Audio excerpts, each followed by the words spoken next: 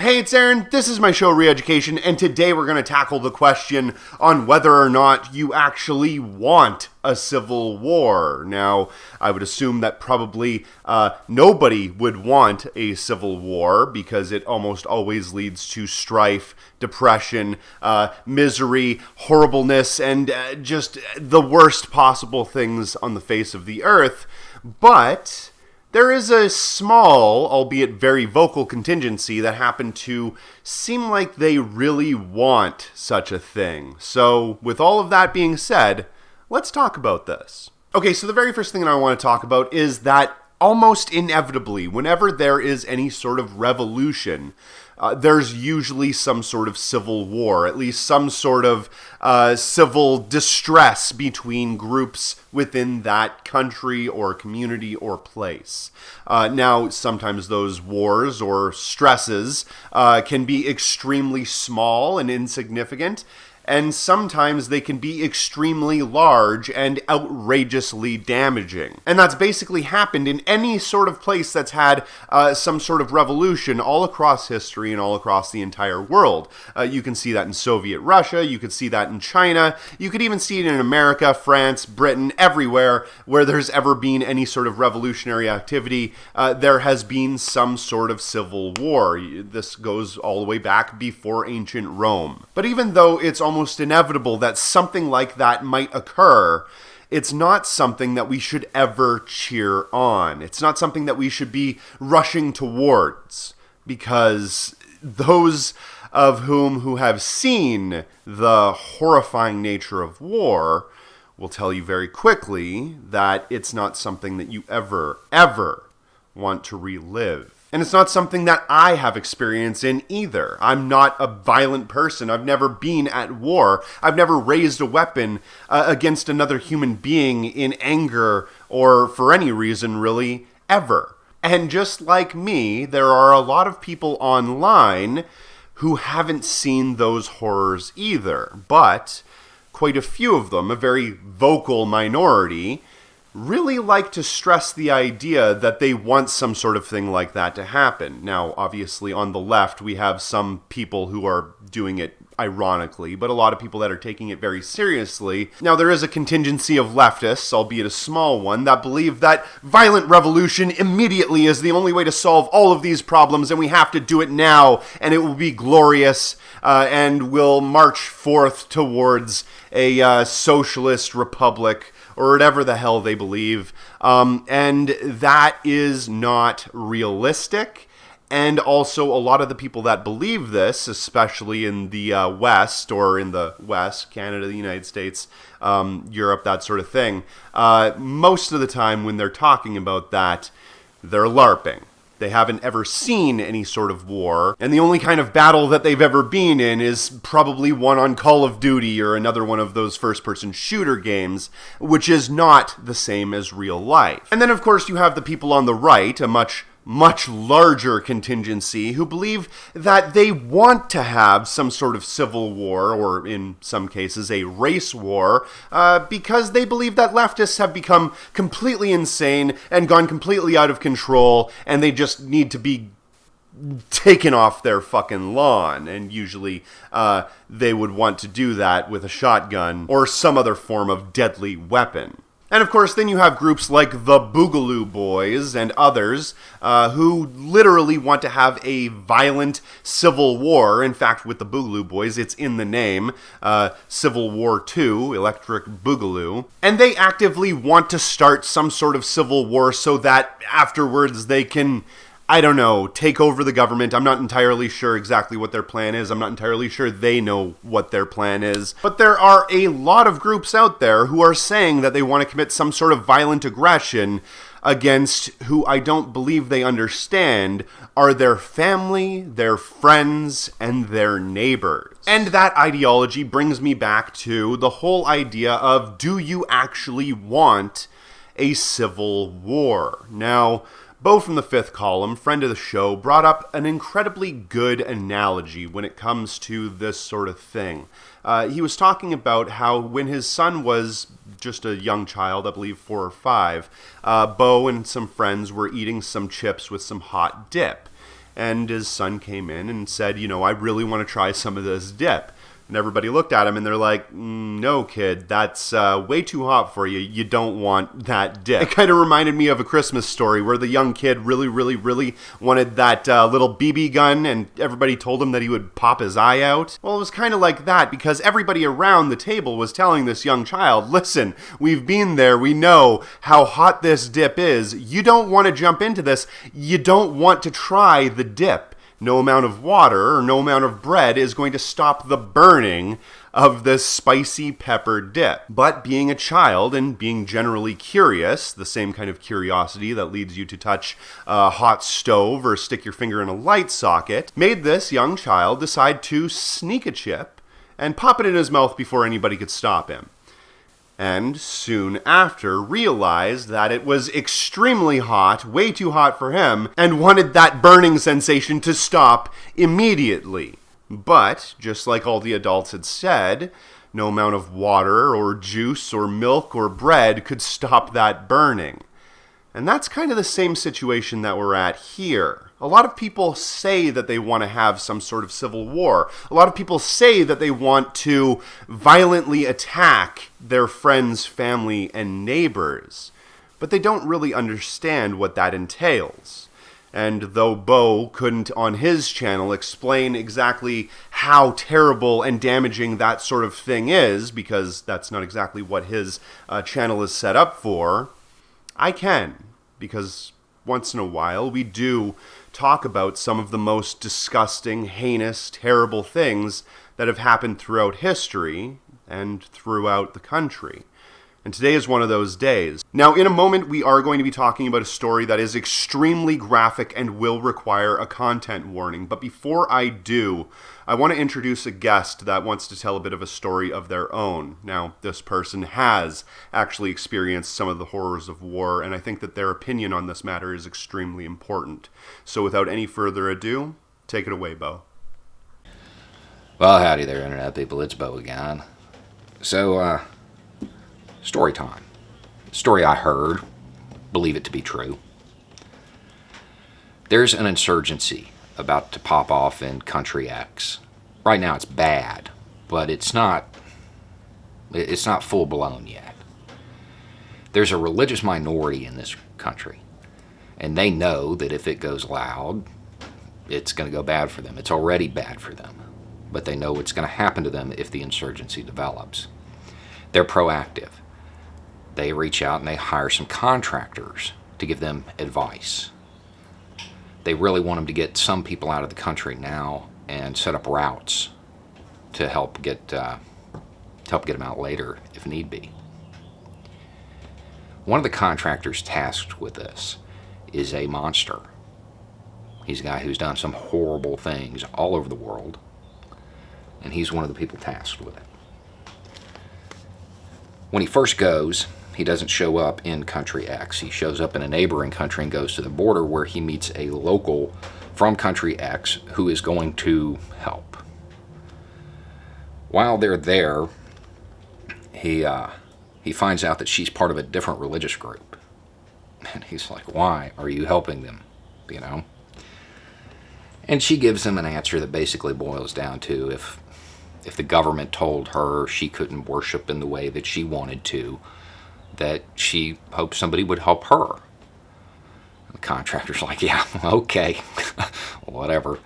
And he's pretty certain that she's working with security services. Can't identify, there's nothing tangible to say that's what happened, but it's a feeling.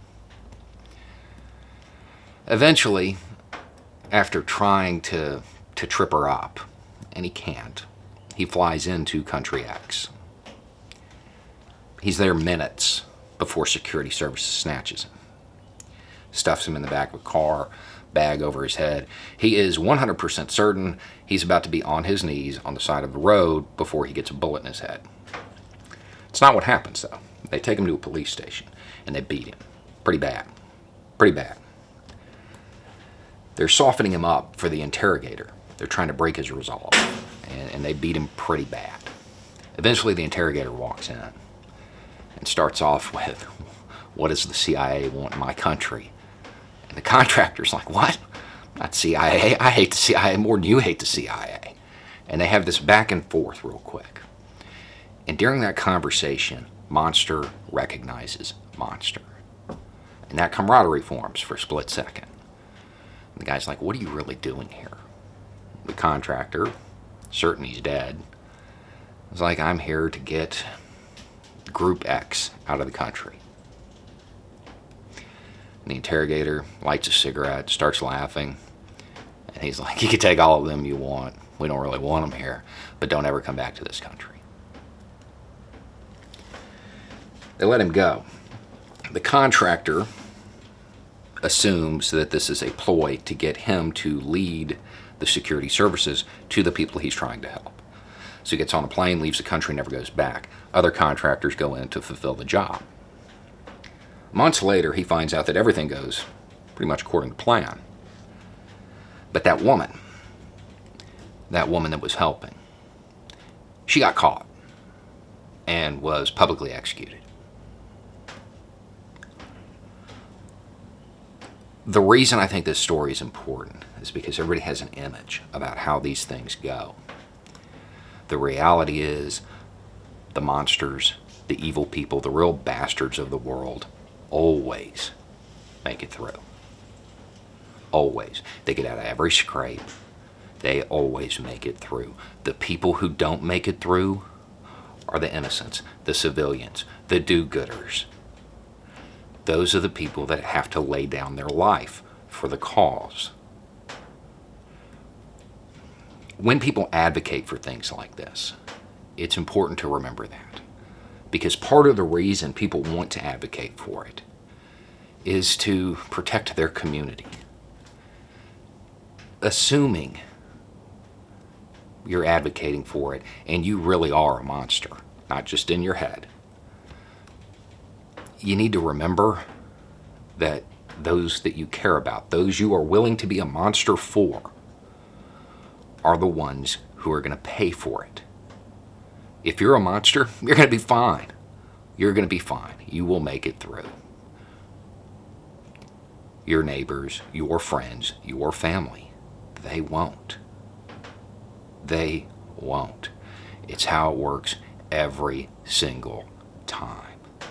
It's why there's so many old monsters walking the earth. Anyway, it's just a thought. Y'all have a good day.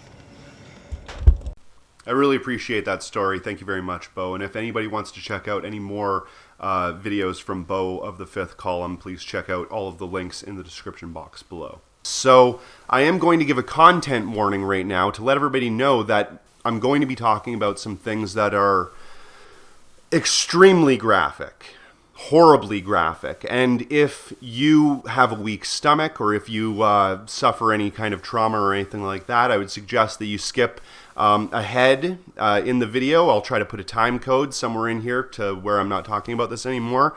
And for those of you who like to say that you want some sort of civil war, I would strongly suggest you stick around and listen to the story that I'm about to tell you, because it's pertinent information to your specific situation. Now, I'm not going to talk about the content warning stuff quite yet because we do have a little bit to talk about to give some backstory first, but before I do, I will put up some sort of thing on the screen to let you know when to jump to that time code. Now, for those of you who are born in the 1990s, some of you who are much younger than me, you may have heard of the country Yugoslavia, but you don't know a whole lot about it. If you know anything at all, you probably know that it doesn't exist anymore, and that happened for some very, very terrible reasons. Now, it's not exactly clear how Yugoslavia fell apart. There are a lot of different stories on exactly what happened. A lot of American and Western narratives place the blame on Serbia and Croatia and a bunch of other groups across the world helping out to actively commit a genocide there to the Bosnian people. It's a very, very messy situation, and I don't even want to start looking into the horrors and complications when it comes to a government level. I don't have the historical knowledge or the information to even give you a proper understanding of that sort of thing, but I can let you know that on the ground level, on the human-to-human basis, on the neighbor, family, friend basis, things were terrifying. For a long time, Yugoslavia was basically a communist country, but unlike most communist countries, it didn't really hold any specific alliance to the Soviet Union or even to the United States, though it did start taking funding from the United States. It's a complicated story, but we'll touch on that in another time.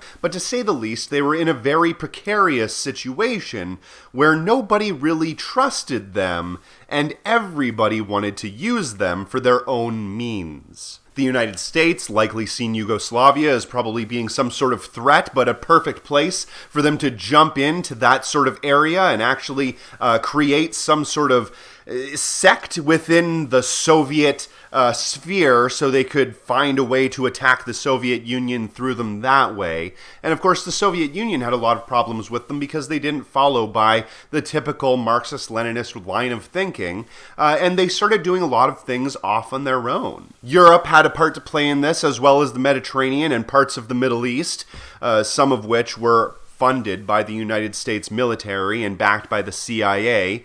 From friends that I've talked to that lived in the area at the time, a lot of things sounded sort of almost exactly like what's going on in, say, Venezuela, or in Libya, Pakistan, Yemen, all of those places, the places where the United States decided to meddle a little bit too much because they had business interests there. But regardless of that, the entire place was a seething hotbed of infiltrators, moles, and different countries trying to wage proxy wars within the borders of Yugoslavia. Soon after the socialist leader of Yugoslavia died, sometime I believe in the 1980s, all of the countries that were working their magic little game within Yugoslavia started to fund all kinds of far-right and nationalist groups to basically take over the communist country and turn it into a virtual satellite state of whatever country could control it at the time. Now, this is just my opinion. It's really hard to suss out exactly what happened, but that's what I basically believe. And while they were doing that, Christian countries were siding with Christians within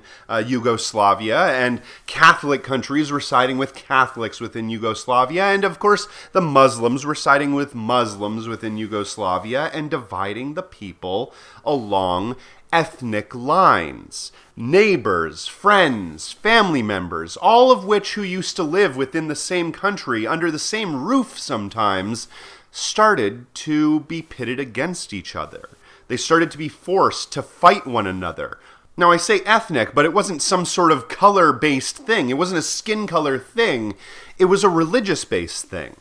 All of these people, or at least the vast majority of them, were white people, just like most of the people that are within the United States and Canada. For some reason, when people think of Eastern Europe, they don't think of them as being like white for some reason, but they're white as me. They're just the same. But because they started getting divided along those lines, they started to attack and destroy each other. Okay, so now I'm going to actually jump into the content warning aspect of this video. So if you have a weak stomach or you can't handle that sort of thing, please skip to the time code given below.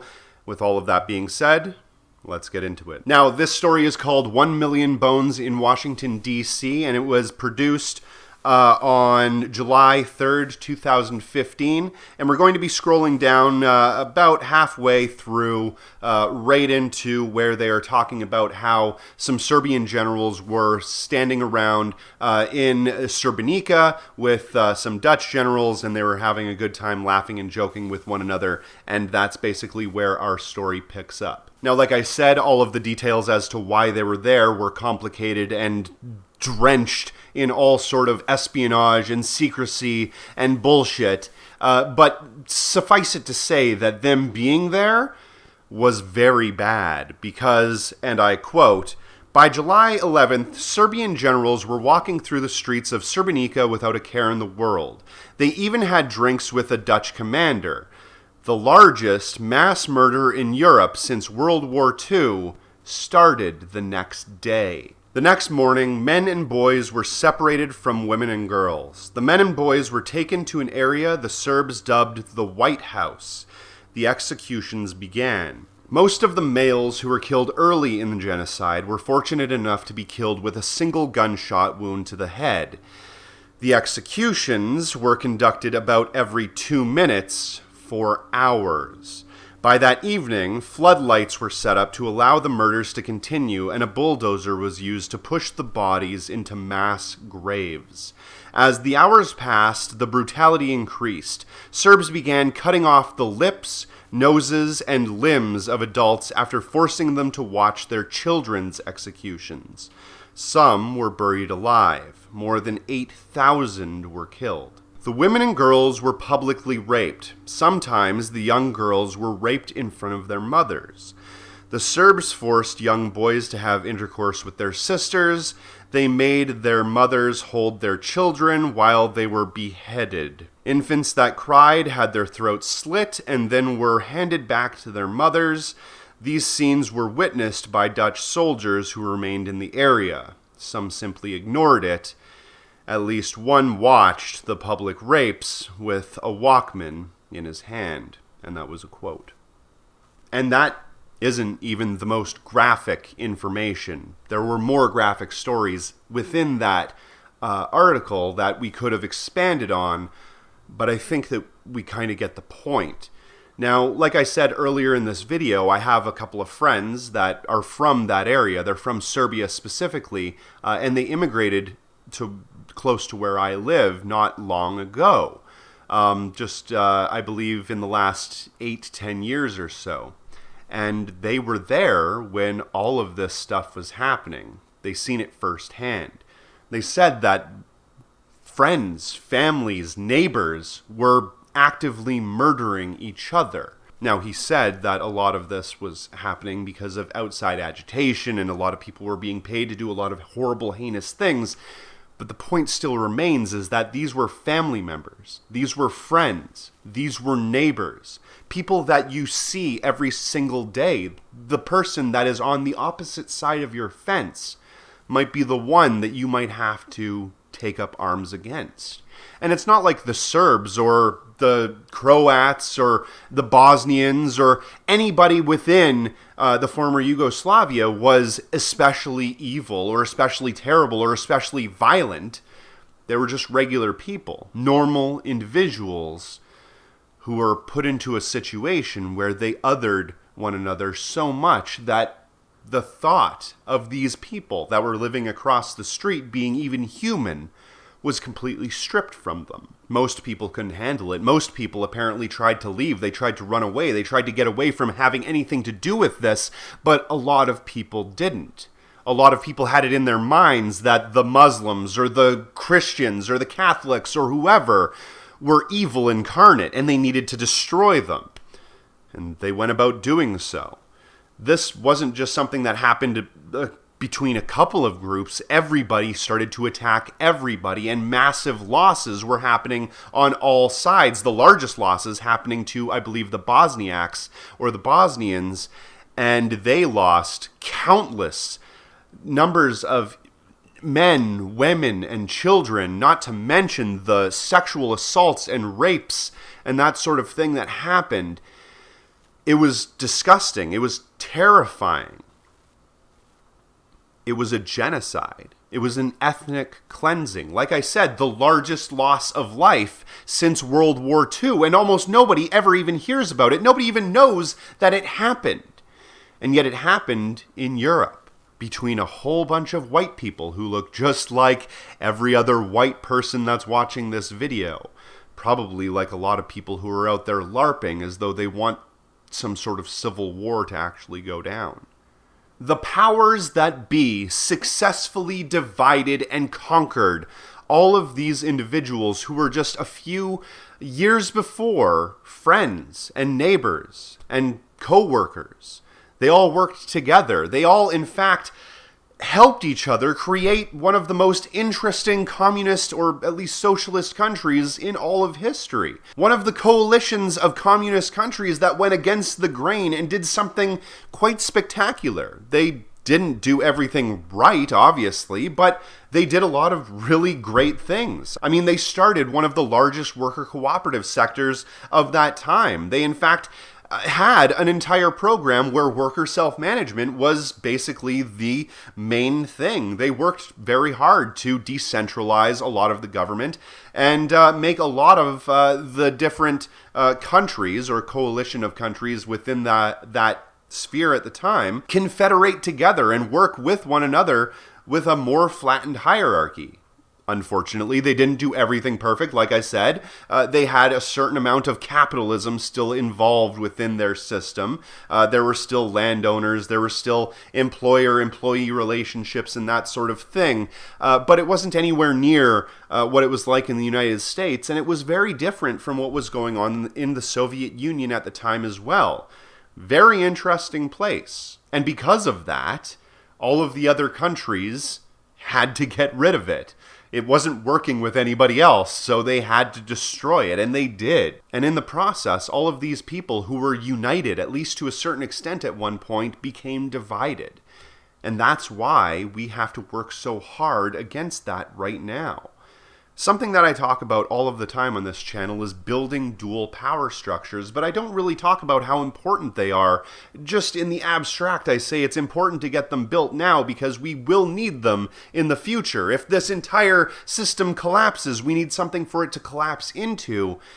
And that's what I'm talking about here, because if we actually do build those dual power structures, that sort of thing has a lot harder of a time happening. If we can actually build communities that work together with whatever it is, community gardens, worker cooperative sectors, housing cooperative sectors, community defense organizations, and that sort of thing, if we can actually get those communities together to work with one another and help each other, then they're going to be less likely to be able to be divided and conquered. Like I said before, the groups that are feeding their hearts, minds, and stomachs are going to be a lot more favorable to the groups that are feeding them bullets.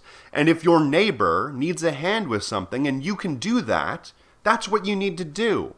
Building those community bonds on an individual basis, on a small community basis, and making unions, making groups, making organizations, and getting together and working with those people to make your community better is where we actually make the real difference. It's not about picking up a gun and rushing towards the Capitol and pointing it at some sort of person that's going to stand in your way, because that person that's standing in your way is probably a comrade who would otherwise be standing at your side. That's why it's so important that we're building things right now, like simple things, like the Riot Ribs, the free store that's in Portland, that's supplying all of the peaceful protesters with food and drinks and that sort of thing. That's why it's so important that people are actually building community gardens and helping one another within their surroundings so they can actually advance and become better and become tighter and closer as a community.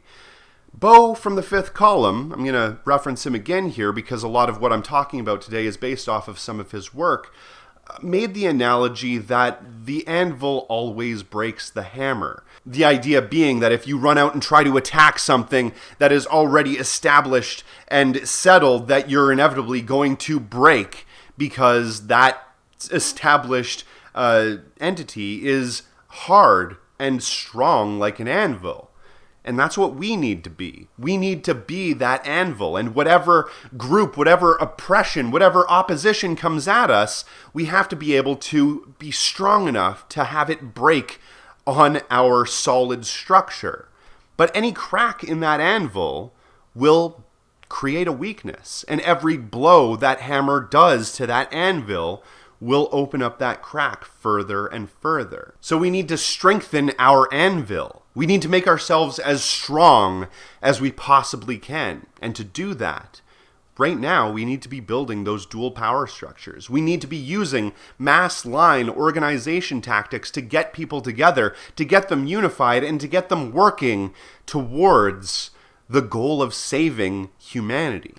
At least that's the way I look at it. If you do get a chance, please check out all of the links in the description box below. Hit that little bell button because you know they are never going to tell you when I release a new video.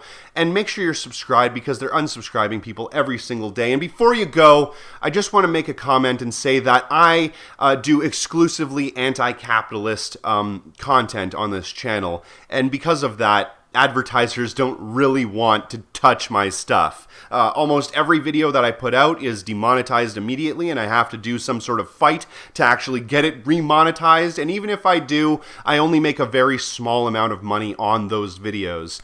So that's why Patreon and the support from viewers like you is so unbelievably important and crucial to this channel. So if you are able to invest a couple of dollars in this channel, I would really appreciate it. And please subscribe to my Patreon. It's in the link in the description box below. Thank you very much for watching. Have a nice day.